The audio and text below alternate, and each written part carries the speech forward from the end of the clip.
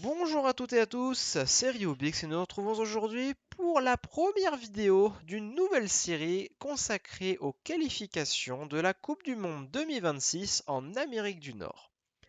Il y a un peu plus de 6 mois, la dernière Coupe du Monde s'est terminée avec la victoire finale de l'Argentine contre la France au tir au but après ce qui est considéré comme une des meilleures finales de tous les temps. Mais le passé reste le passé et désormais on va commencer à attaquer les nouvelles vidéos de prédiction pour la prochaine Coupe du Monde qui va arriver dans moins de 3 ans. Comme quoi ça va arriver vite. La Coupe du Monde 2026 a la particularité d'être la première édition qui se jouera à 48 équipes contre 32 auparavant, ce qui fait que le format des qualifications dans le plupart des continents a soit changé dans sa structure, soit a repris une formule telle qu'on la connaît, notamment pour la vidéo d'aujourd'hui, mais à la place attribue un plus grand nombre de places pour les différentes équipes participantes. Dans cette première vidéo, comme vous l'avez deviné en cliquant sur la petite miniature, je vais faire le premier et dernier épisode consacré à l'Amérique du Sud, l'un des meilleurs continents du football au monde.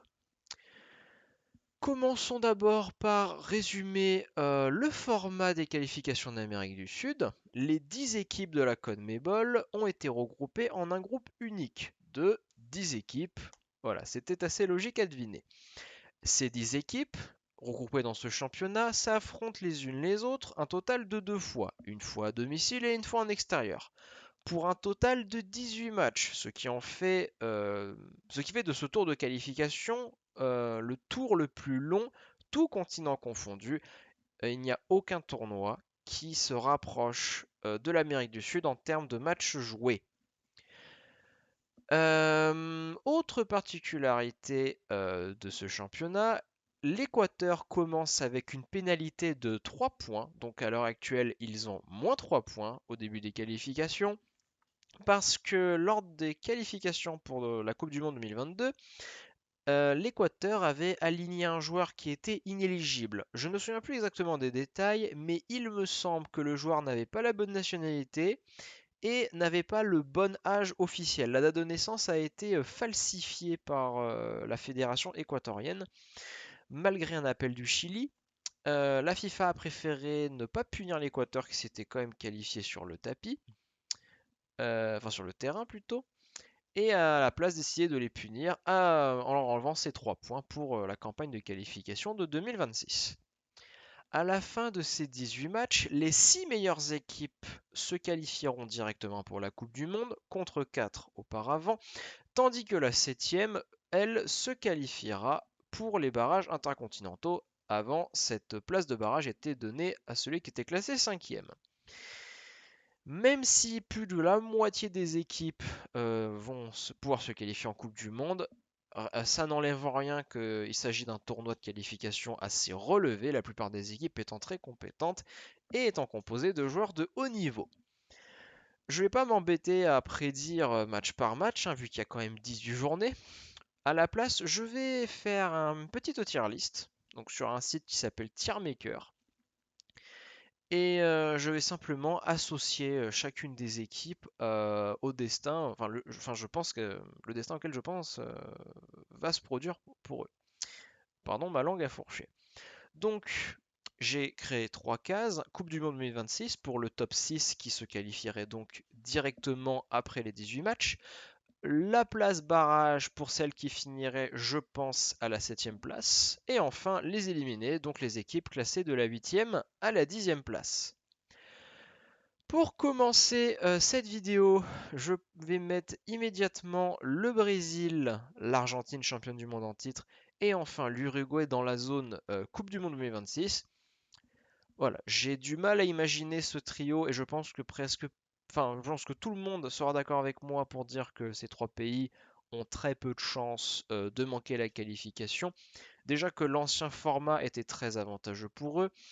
Dans une époque où désormais plus de la moitié de l'Amérique du Sud sera capable d'aller en Coupe du Monde, il faut vraiment que ces équipes aient un concours de circonstances vraiment aggravant pour qu'elles échouent à se qualifier au mondial. Ce qui permettrait quand même au Brésil de continuer sa série un peu particulière, d'être le seul pays au monde à se qualifier à toutes les Coupes du Monde.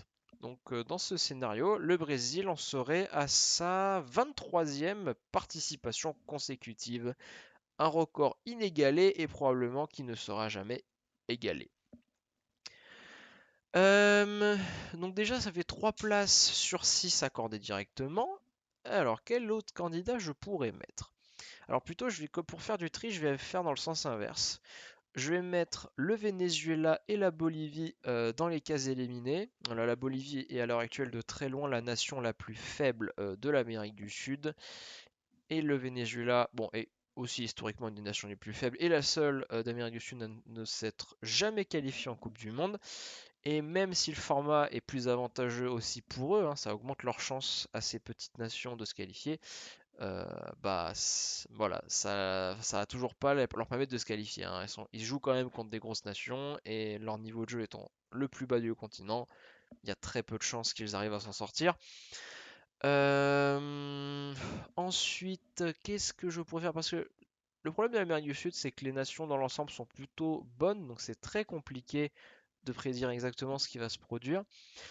J'aimerais mettre la Colombie qualifiée directement. Je pense qu'ils remontent la pente et que ça devrait pouvoir passer pour leur permettre d'avancer, hein. Je mettrai ensuite le Chili. Voilà, je verrais bien le Chili faire 5e ou 6e place dans ces qualifications, donc une qualification directe. Et enfin, je vais mettre le Pérou à la 6e place. Je pense que les Pérou et l'Équateur seraient presque à égalité de points. Je les verrais soit barragistes, soit éliminés. Je vais les mettre barragistes. Je pense que les 3 points vont beaucoup les impacter. L'Amérique du Sud en général, ça se joue jusqu'à la dernière journée, la qualification. Donc ça m'étonnerait pas que l'Équateur soit en confrontation directe avec des équipes comme le Paraguay ou le Pérou. Mais que ça se joue vraiment soit à la différence de but ou à un point près. Donc je pense qu'à cause des 3 points, l'Équateur sera barragiste. Et le Paraguay serait notre troisième et dernier éliminé.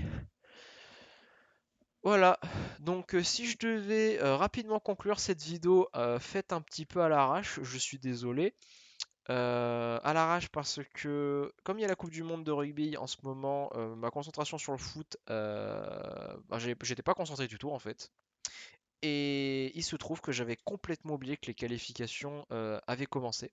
Parce qu'au moment où je vous parle, il y a déjà 2-3 matchs qui ont été joués en Amérique du Sud.